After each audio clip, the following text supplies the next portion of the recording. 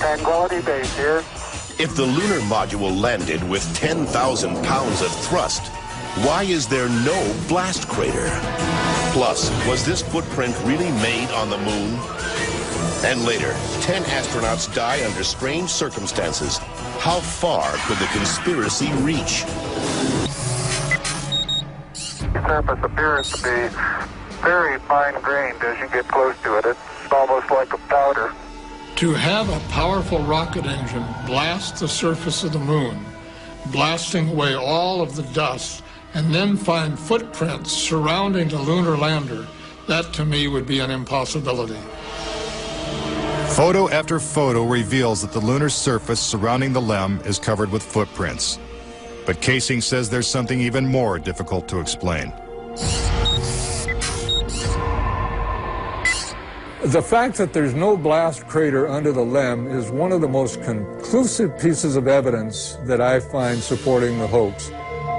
In fact, no sign of a blast crater is visible for any of the 6 lunar landings. But LEM specialist Paul Fiel says he can explain why the lunar module left no crater when landing on the moon. The amount of thrust that you need coming out of the bottom of the descent engine is about 1,500, 2,000 pounds of thrust. And all that does is just push dust away. There's no burning or anything like that. Yet NASA's own scientific illustrations clearly depict a blast crater. Then there's one other point. If they had truly landed on the moon, this dust would have then descended on the lunar lander, on the foot pads, and we find not a trace of dust on the foot pads. When I discovered that alone, I said, no way am I looking at a lunar lander that landed on the moon. Could it be that the LEM was just a prop on a giant lunar movie set? When Armstrong said, that's one small step for man and one giant leap for mankind, the footprint that he made could have easily been made in Area 51. Casing points out that the LEM's departure from the lunar surface is even more suspicious. In the footage of the ascent stage going up, what you don't see is an exhaust plume coming out of the rocket engine nozzle. What a ride, what a ride. But what do we see? We see the ascent stage suddenly pop up without any exhaust plume whatsoever, as though it were jerked up by a cable. Is this evidence of a conspiracy?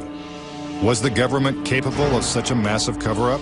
I would say that my conviction that Apollo was a fake was really not according to one specific piece of evidence, but it was cumulative. This whole thing was a fake. Coming up. We're getting a picture on the TV. If there's no air on the moon, why is this American flag waving? Plus, could these official NASA photos have been doctored? All of the photographs were faked. And later, is it possible for humans to have survived the deadly radiation in deep space? When Conspiracy Theory continues.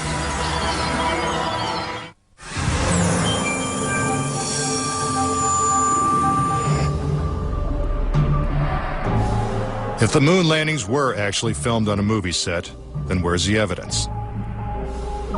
According to David Percy, an award-winning filmmaker and photographer, the proof is in NASA's own lunar photos and video. Our research suggests that images of the Apollo landings are not a true and accurate record. In our view, the Apollo pictures were faked. Many of the images are replete with inconsistencies and anomalies. In fact, Percy claims that when examined, these images suggest that man never went to the moon at all. This famous scene of man taking his first steps on the lunar surface is one of the most recognizable in history.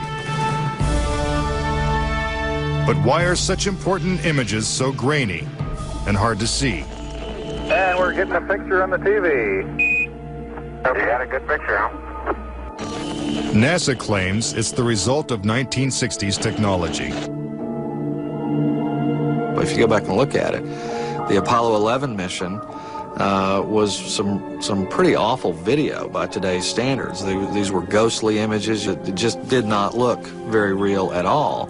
And that was a function of the transmitter at the time, the camera at the time that we had available to us to fly on Apollo 11. But investigative journalist Bart Sabrell believes that NASA intentionally made the images hard to see.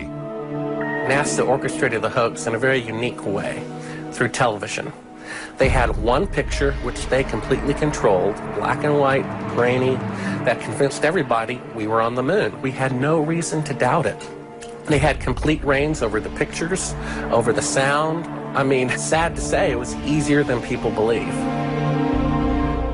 But despite the lack of clarity, conspiracy theorists see evidence suggesting that these images were staged. It's absolutely unreal. Although it appears that the astronauts are moving in the moon's gravity, which is 1/6 that of the Earth, Percy notes that when the speed of the film is doubled, the astronauts appear to be running as if in Earth's gravity.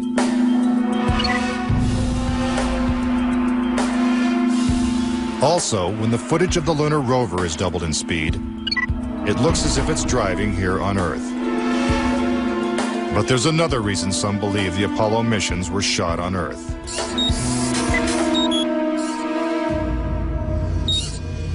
If there is no air or wind on the moon, why is this American flag waving? The fact that the flag flaps on the moon where there's no atmosphere means that there must have been a little blast of wind out in Area 51 where they shot this. Could these questionable images simply be the result of astronauts struggling to plant the flag into the lunar surface? Or is there more going on than meets the eye? What about the still photography? Some say the design of the bulky spacesuits would have made it extremely difficult for the astronauts to operate their chest-mounted cameras. The man who designed these cameras is Jan Lundberg. Once on the moon, on the lunar surface, in the dress, in the life support system, you couldn't see the camera. They couldn't bend their head that far down. They had no viewfinder, they had to aim by moving their body. Click, click, click. If the cameras were so difficult to manipulate, how were thousands of photos taken with crystal clarity and precise framing? The pictures that we see that allegedly were taken on the moon are absolutely perfect. But with closer examination, Casing says flaws begin to emerge. Unfortunately, errors were made which are now being discovered. Conspiracy theorists point out that lighting is a major flaw in the lunar photos. Case in point, on the moon, the astronauts' only source of light was the sun. They had no extra lighting, no flashes or things like that. Yet in this photograph from Apollo 14, the shadows are cast in different directions, suggesting multiple light sources. The shadows cast by the rocks in the foreground should have been east-west, like the LEM shadow. And in this photo from Apollo 17, again the shadows are pointing in different directions. Outside in sunlight, shadows always run parallel with one another. So the shadows will never intersect. Conspiracy theorists say it's not just the shadows that indicate the use of additional lights, but what has been photographed in the shadows. For example, here's an astronaut who descends into a huge shadow cast by the lunar module. Yet his entire body is still visible. How is it that he is not shrouded in darkness? Here's the same maneuver from another Apollo mission. Again, the astronaut is brightly lit in what is obviously dark shadow. And in this picture, the sun is directly behind the astronaut. His figure should be a silhouette. Yet even the smallest characteristics of his suit are recognizable. It seems like he's standing in the spotlight. And I can't explain that. That escapes me. Why? And finally, in this picture with the sun behind the lunar module, The front of the craft is clearly visible. The words United States are crisp and clear. How could these backlit pictures be so detailed? It's because there's more than one light source, which means they're not on the moon. But NASA simply dismisses these arguments. There are a number of claims that the pictures taken by Apollo astronauts were faked.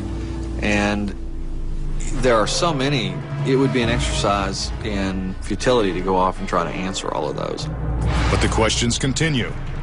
Why do some of these images shot at different times and different places appear to have identical backgrounds? These two photos seem to have the same mountain backdrop, yet the lunar module is only present in one of them. Seemingly impossible, since the LEM never moved and its base remained even after the mission. What a ride, what a ride.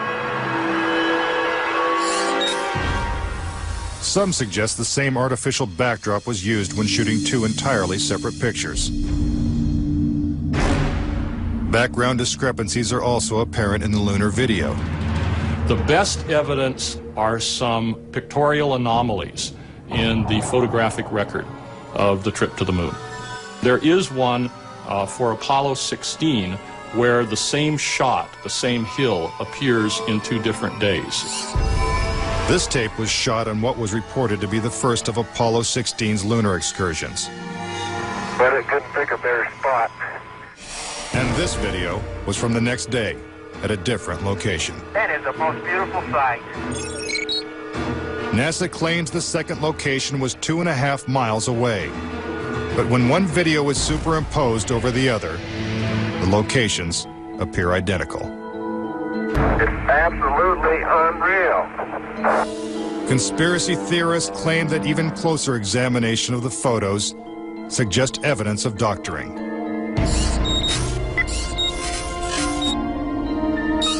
For reference, crosshairs were permanently etched into the lunar cameras, so they would have to appear on top of every image. But in this photo, a crosshair is behind a part of the lunar rover. This situation is impossible and has to be the result of technical manipulation and doctoring of the image. And in this photo from Apollo 11, the equipment in the foreground is covering the crosshair, not behind it. And in another from Apollo 12, the American flag is covering one crosshair, and the astronaut is covering the other. When presented with these questionable photos and videos, that Apollo was a hoax. When I looked at all the pictures and all the footage, I'm absolutely convinced, I bet my life on it, that we didn't go to the moon. I know for a fact that we didn't. Coming up next, tragedy strikes the Apollo program. The program could be stopped dead in its tracks. 3 astronauts die in a pre-launch simulation. But was it an accident? He was going to blow the whistle on the whole project. And later, could the astronauts have survived a trip into deep space? Before they got 1/2 to the moon, they would have picked up a death dose of radiation. Next. Theorists say is true. How could NASA perpetrate such a widespread hoax without someone from the inside blowing the whistle? Virgil Gus Grissom was selected as one of the original 7 astronauts. A family man and a veteran of several space flights, he was a national hero and was likely to be the first man to walk on the moon. But Grissom was also an outspoken critic of the space program and was quoted as saying, "Someone's going to get killed." Unfortunately, Grissom's worst fears were soon realized. On January 27, 1967, 2 years before the first moon landing, Grissom and his crew boarded the Apollo 1 capsule for a full-scale simulation. The problems began almost immediately. First, the capsule's communication systems failed. You copy? No, I didn't read you, Chuck, at all. I can't read you, Chuck. You want to try the phone? How do I get the moon? We can't talk between 3 buildings. I can't hear what you're saying. Suddenly, the capsule burst into flames with the astronauts sealed inside.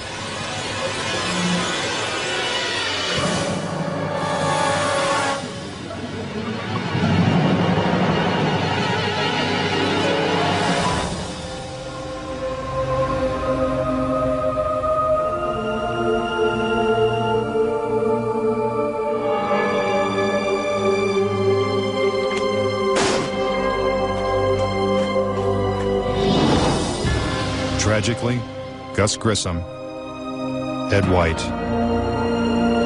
and Roger Chaffee lost their lives before ever leaving the launch pad.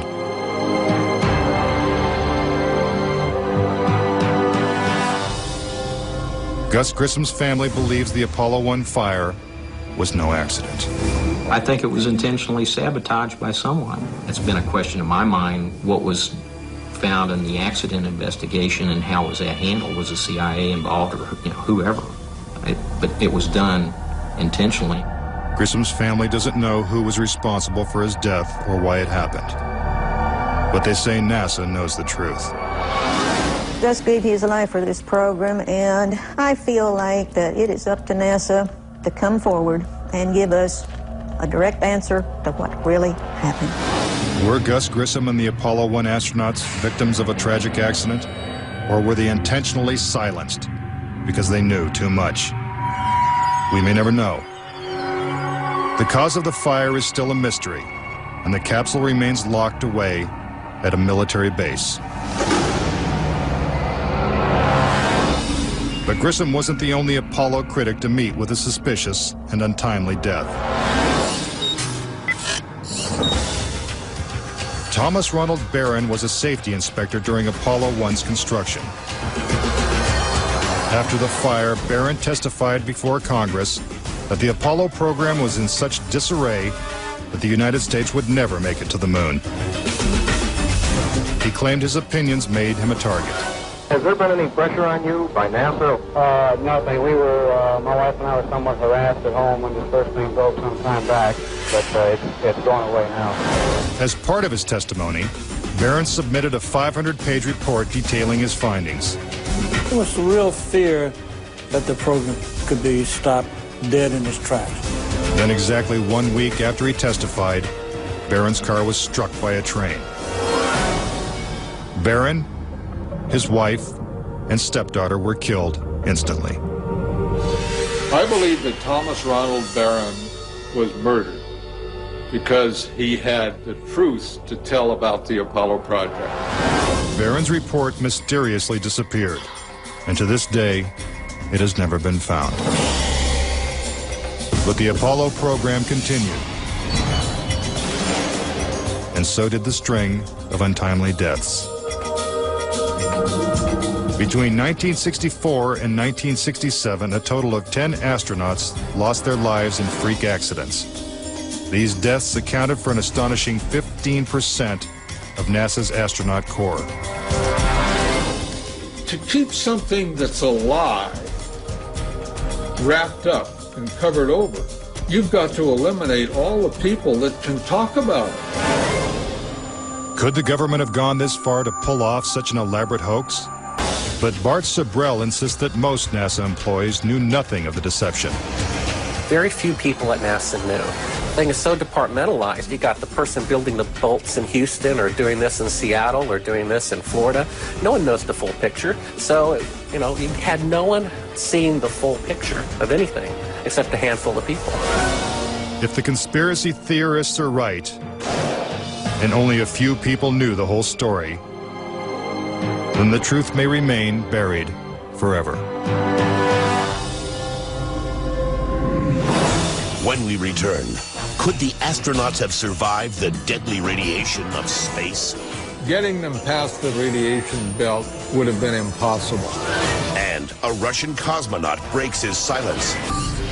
Suspicious deaths, evidence of doctored photos, and flags waving in the airless vacuum of space are not the only reasons to doubt that we ever went to the moon. Some say the astronauts could never even have survived the trip. The reason why they couldn't go to the moon is because of a phenomenon that few people know about called the Van Allen radiation belts.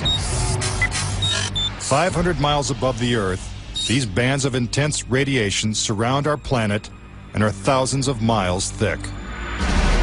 Any human being traveling through the Van Allen belt would have been rendered either extremely ill or actually killed by the radiation within a short time thereafter. Other than the Apollo missions, no other manned space flight has attempted to pass through this deadly radiation. Every manned mission in history, Gemini, Mercury, Skylab, the space shuttle, has been below the radiation belt, all except going to the moon. To protect the astronauts, the capsule would have needed 6 feet of lead shielding, according to physicist Ralph Rene. Obviously, the only shielding they had was the literally paper-thin outer hull of aluminum, and their suits consisting of glass fiber, some aluminum fibers, and silicon rubber. It's very interesting concerning radiation that the astronauts were protected by a thin film of aluminum when here on Earth they put a lead shield on us when they take a dental x-ray. Some theorize that if the Van Allen belts didn't kill the astronauts, even deadlier doses of radiation deeper in space would have. Violent explosions in the sun called magnetic storms flood space with intense radioactivity. A magnetic storm will come along, and that can increase the intensity of the radiation belts by maybe 1,000 times above what it was before. According to Rene, the Apollo 16 mission coincided with one of the sun's most intense storms ever recorded.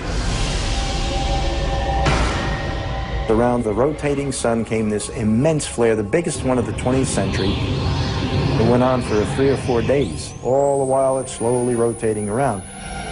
Although the effects of radiation are horrific, ranging from hair loss to cancer to death, the solar flares had no adverse effect on the Apollo 16 crew.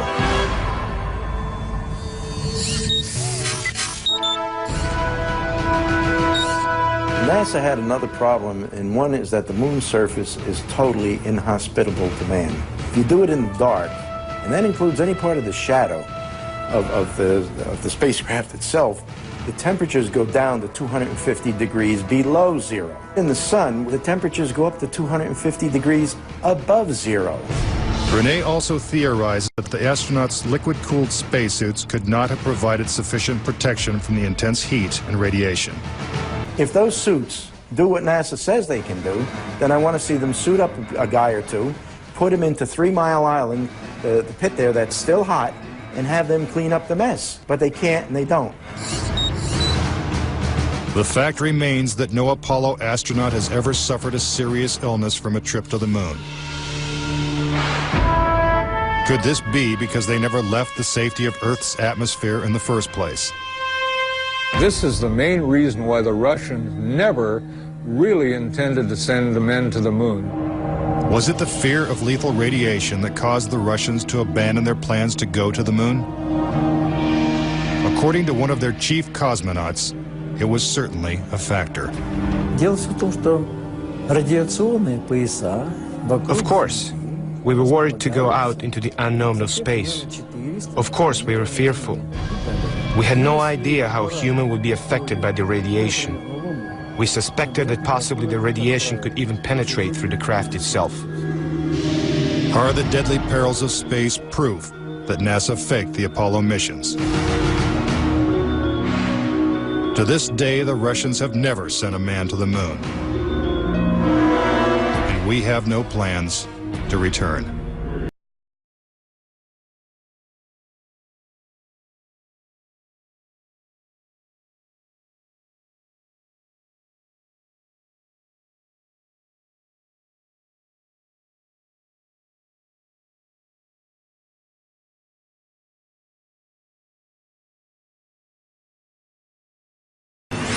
Anyone that wants to call me a kook or a nut or a crackpot, they're welcome to do that, but they're also welcome to go examine the evidence, which is everywhere. If NASA truly landed on the moon, remnants of the 6 successful Apollo missions would have been left behind. The base structures of the LEMs, the abandoned lunar rovers, Even the American flags would still be standing at each landing site. I would like to invite NASA and all of their supporters to simply take the most powerful telescope on Earth and see if there's a lunar lander there. If there's a lunar lander there, I'll never say another word about an Apollo hoax. If there's no lunar lander there, I'll rest my case.